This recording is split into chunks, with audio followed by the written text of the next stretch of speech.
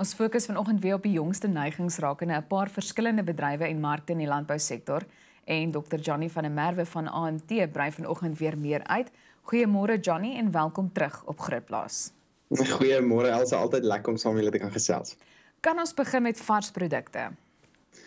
Ja, dit is 'n redelike oop vraag gewees en ons het met kommoditeite, verskillende varsprodukte op die markte het ons verskillende neigings gesien. Ek dink die grootste een wat almal nou maar na kyk is aardappels en wat met aardappels gaan gebeur en of die rypskade al in die mark ingekom het. En die kort antwoord vir dit is op die oomblik het dit nog nie. Ons het gesien dat aardappelpryse sedert ons laas gepraat het dit baie sywaarts beweeg. Ons sien aardappelpryse, die gemiddelde nasionale aardappelprys is net so bo die R50 per 10 kg merk en het redelik sywaarts beweeg ten spyte van ander pryse wat redelik afwaarts beweeg het.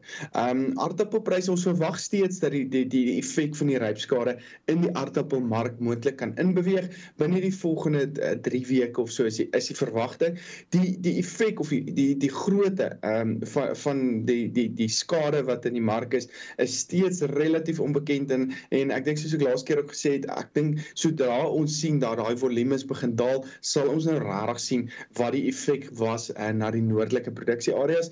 Maar ons het intussen gesien dat aardappelpryse onder laas jaar se prys inbeweeg het. Ons weet laas jaar hierdie tyd het aardappelpryse baie skerp begin styg.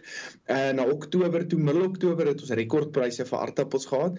So met die sywaartse beweging nou het aardappelpryse onder laas jaar se prys inbeweeg en die verwagting is dat ons dalk nog bietjie styging in pryse moontlik kan sien, maar of ons weer rekordpryse gaan sien en of vraag daar is om dit te ondersteun bly steeds 'n groot vraag. Maar ons moet ook in ag neem dat aardappels is 'n stapelvoedsel vir meeste persone buite verbruikers en dit is 'n goedkoop bron van voedsel. Al is pryse op 'n relatiewe hoë vlak. Een aardappel is 'n ete vir baie mense, so 'n vraag behoort redelik sterk te bly.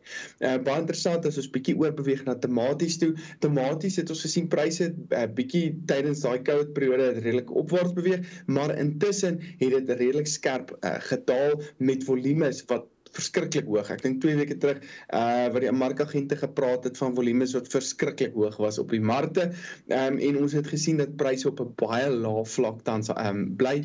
Ek dink die mark op die oomblik wat die meeste onder druk is die wortels en die eie markte en dit kan maar toegeskryf word aan 'n toenemende of 'n konstante volumes wat na die markte toe beweeg. Oor die laaste jaar, van die begin van die jaar af tot nou toe, daar's redelik genoeg volumes die heeltyd gewees en aanbod wat die heeltyd op 'n hoër vlak as vraag is. So ons het gesien dat daar nooit regtig 'n beperking was nie en dat pryse redelik afwaartse neiging handhaaf en ons kan verwag dat daai pryse redelik op sy afwaartse tendens kan bly. Tomaties ook, as ons na dit toe kyk. Avokados het op rondom R16 per kilogram verhandel, so klein bietjie afwaarts. En dit was ook 'n baie interessante industrie. Ons sien daar's bietjie minder volumes, die koue wat ook 'n effek op dit gehad het.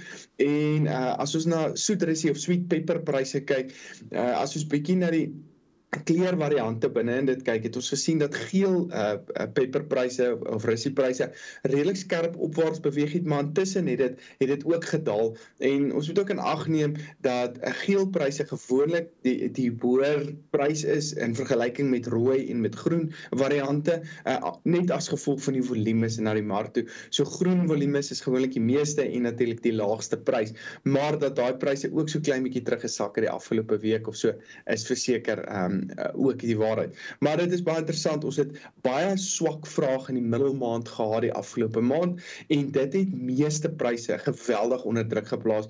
Ons het intussen met meeste kommoditeite het ons onder laas jaar se pryse begin inbeweeg, maar ons is nou weer aan die einde van die maand, aan die begin van 'n nuwe maand en vraag tel gewoonlik oor hierdie periode, hierdie week of so, tel vraag bietjie op wat dalk weer moontlik bietjie lig in die tonnel vir ons kan bied. Goed Johnny, lewende hawe en vleispryse. Ek sien vark en hoenderpryse het gestyg terwyl skaap en beespryse daal. Ja, dit is baie interessant gewees. Ja, ons het die laaste week het ons bietjie gekyk en ons het gesien dat vark, as ek sommer met vark en hoenderpryse dalk in die deur kan val, varkpryse en hoenderpryse het die laaste week gestyg en ek dink dit is maar 'n bietjie 'n resultaat van pryse wat redelik gedaal het as gevolg van die onruste en so voort en die markte wat dalk nou so weer bietjie wat weer bietjie oop gegaan het, die markte wat weer in die gang is en ons het ook gesien dat as jy kan onthou omtrent so 2-3 weke terug waar die rand verskriklik verswak het. Ons het hier op R15.50 daar rond. Ek's nou nie heeltemal doodseker waar ons gaan draai op sy laagtepunt nie, maar rondom R15.50 en dit het beteken dat ons invoerpariteitspryse vir veral vark en hoenders wat baie meer sensitief is vir invoerpryse, ook begin styg het. Ons het gesien dat laasweek het daai effek het deurbeweeg na die mark toe. Ons het intussen as jy nou weer bietjie kyk na die markanalises, ons verwag ons invoerpariteitspryse het weer begin daal. Ek sien ons nuutste wisselkoers is vanoggend op R14.63 as ek nie verkeerd is nie. En dit het weer beteken dat ons invoerpariteitspryse weer bietjie teruggetrek het en ons verwag dus dat daai pryse weer bietjie kan terugtrek oor die korttermyn. As ons egter bietjie na die langtermyn kyk, want ons beweeg nou in 'n kritiese tydperk in vir meeste kommoditeite soos ons nader aan Desember beweeg. Ons het nog so 3-4 maande oor tot die Kersfeesmark of tot die Desembermark wat 'n groot aanknopingspunt vir meeste markte is. En ons weet dat vark en hoenderpryse gewoonlik 'n opwaartse tendens handhaaf tot en met daai periode. Oorbeweeg na skaap en beesvleis toe. Skaappryse was seker die grootste nuus die afgelope 2 maande, omtrent 4 tot 2 weke. En ons het gesien dat daai prys omtrent 12-13%, as ons nou na stoorlammerpryse kyk, 13% gemiddeld laer as 'n maand gelede. Daai prys het aansienlik gedaal en ek dink ons kan 2 faktore vir dit toeskryf en dis maar verbruikersvraag wat bietjie onder druk is. Slagpryse wat geweldig hoog was, amper bo die R100. Hy het teruggetrek hier na R92 rond my gemiddelde prys en in sentrale gedeeltes praat ons al van onder R90. Ek weet daar's 'n R89 prys in die sentrale streek wat hulle vir slagpryse aanbied. Maar stoorlammers is al meer volumes in die mark of was meer aanbod in die mark met die slagpryse wat ook bietjie teruggetrek het ons gesien dat stoorlammers rondom R44.50 gehandhaaf het. Speenkalvers het klein bietjie op, hy's baie sywaarts. Hy's so klein bietjie opwaarts beweeg die afgelope week. Volumes of aanbod vanaf die produsente wat nog so bietjie beperk is en slagpryse wat redelik goed sy vlakke handhaaf. Beteken daai pryse is ongelooflik sywaarts en daar's nie regtig 'n nuus op die oomblik nie, maar ons verwag ook dat soos ons nader in Desember beweeg, kan slagpryse sywaarts tot moontlik klein bietjie opwaarts beweeg. Ons weet stoorlammers en speenkalvers behoort ook dalk so 'n bietjie in vraag te wees tot so 2 maande voor die Kersfeesmark wanneer jou voerkrale inkoop en van daar af dan kan hulle nou nie meer inkoop nie want dan is die voerperiode nou verby en dan sien ons dat gewoonlik dat pryse so bietjie afwaarts neig. Ons weet ons het die eerste wolveiling gehad die afgelope 2 weke. Daai pryse is klein bietjie opwaarts. Internasionale Australiese pryse was bietjie opwaarts gewees en as ons nou Australiese pryse wat maar die aanduider is vir ons pryse in elk geval plaaslik, het ons gesien dat China het weer sterk in die mark in beweeg en Europese lande wat baie goeie nuus is, het 'n redelike sterk en konstante vraag en dit het beteken dat die Australiese pryse hy het so klein bietjie teruggesak die afgelope week, maar hy handhaaf steeds op 'n relatiewe goeie vlak en dit hang nou maar af wat die wisselkoers maak, hoe ons prys gaan reageer teenoor dit, wat die wisselkoers wat nou weer 'n bietjie versterk het, kan beteken dat daai prys klein bietjie terugkom, maar ek dink dat ons 'n konstante wolprys kan hê, is dalk verseker 'n moontlikheid ook.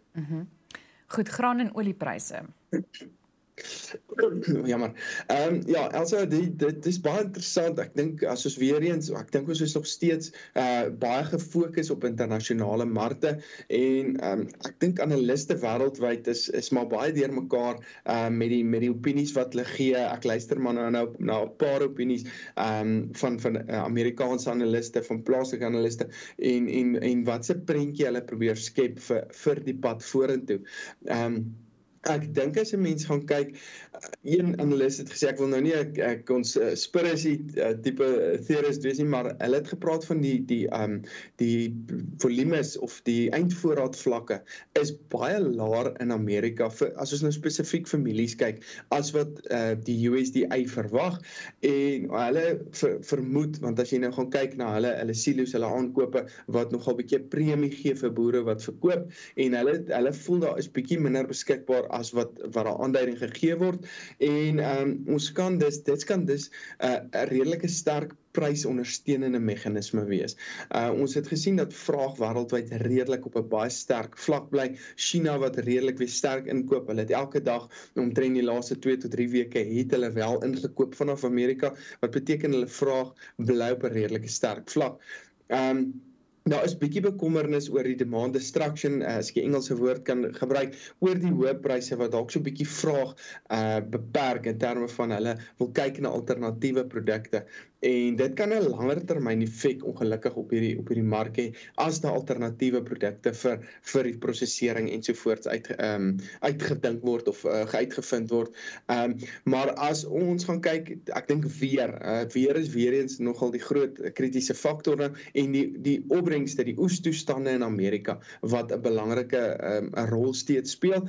Ons weet, ek dink ons beweeg nou na die einde van die weertydperk toe wat weer belangrik gaan wees vir hulle oeste en ons gaan baie meer sekerheid nou begin kry in die markte oor hoe hulle opbrengste lyk, wat die tipe eindvoorraad vlakke gaan wees en dan gaan ons oorbeweeg na die effek wat die dollar hoe sterk die dollar gaan wees en boop dit gaan ons kyk nou hoe sterk die dollar vergelyking met die rand gaan wees. Sien die rand het bietjie teruggesak, meeste plaaslike kommoditeitspryse as ons na sojas en mielies ensovoorts en sonneblom kyk, het dit teruggesak die laaste week en dit is maar omdat ons bietjie beter oestoestande in Amerika gesien het en ons die rand het redelik baie versterk die afgelope maand of so. Baie interessant is en ek dink die storie beweeg nou bietjie oor na koring toe. Koringpryse het geweldig gestyg en daar is baie kommer wêreldwyd. Daar's paar lande, groot prosesserende lande wêreldwyd wat droogteprobleme het, soos na Rusland kyk, kwaliteitsprobleme kyk, soos bietjie na Australië kyk. En wat wêreldvoorraadvlakke bietjie onder druk sit en vraag vir koring wat redelik sterk bly, wat verseker daai pryse opwaarts druk wêreldwyd. Ek dink die groot nuus weer eens is ons het nou gaan kyk spesifiek die effek wat hoër kunsmispryse op insette het vir die komende seisoen en dis kommerwekkend is eintlik statistieke as ons daarna gaan kyk en almal praat van kunsmispryse wat op is, insetkostes wat op is en ons weet produsente beplan nou vir die volgende seisoen, maar as ons gaan kyk na, daar is in sommige streke wat ons kyk na tussen R1,000 en R1,200 per hektaar wat net die koste, die hoër koste van kunsmis het op insetkostes. So dit is regtig 'n redelike kommerwekkende of 'n drastiese statistieke stygings in pryse, net deur daai een faktor wat daai pryse opgestoot het. So dit gaan verseker druk plaas van 'n insetkant af om seker te maak jou weeromstandighede, jou grondprofiele is reg, water, jy het genoeg water in die grond, jou prys, jou markmeganisme, jou bemarking is reg vir die komende seisoen en dit ek dink van 'n produsent oogpunt af moet hulle beplanning net op die nommer wees vir die komende seisoen omdat daai koste nogal bietjie ekstra druk kan plaas. Goed Johnny, die tyd het ons ingehaal en ek dink nie ek wil dit waag om te vra of daar miskien iets anders is wat jy sou uitsonder wat die korttermyn betref nie, want die tyd is net hopeloos te min daarvoor, maar dit klink asof jy darm in hierdie stadium weer redelik optimisties is, so baie dankie vir jou tyd vanoggend. Dit is 'n groot plesier, dit is altyd lekker om saam met julle te gesels. Dankie Elsa. Ons gesels sommer binnekort weer. Dit was Johnny van der Merwe van ANT.